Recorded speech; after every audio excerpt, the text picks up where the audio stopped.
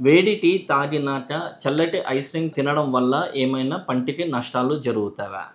సాధారణంగా వచ్చేసి వేడి టీ తాగిన మరో క్షణమే మనము చల్లటివి కూల్ డ్రింక్స్ గానీ, ఐస్ క్రీమ్‌లు తినడం వల్ల ఒకేసారి టెంపరేచర్ చేంజెస్ అనేది నోటిలో జరుగుతుంటాయి.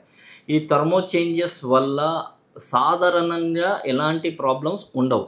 కానీ చ స్ బాగా సెన్సిటివ్ ఉన్న పేషెంట్స్‌కి వచ్చేసి ఒకేసారి టెంపరేచర్ ప్లస్ నుంచి మైనస్‌కి రావడం వల్ల మైక్రో క్రాక్స్ రావడం జరుగుతుంటాయి.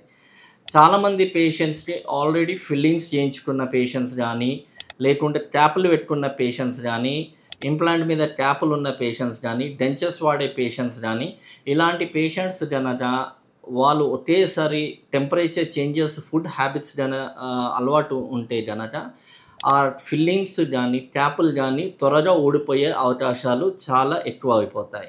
So, normally we never suggest patients ఒకేసారి మరి ఈ వేడి వస్తువులు తీసుకున్నాక ఒకేసారి చల్లటి వస్తువు తీసుకోవడం అని చెప్పేసి మేమైతే రికమెండ్ చెయ్యము.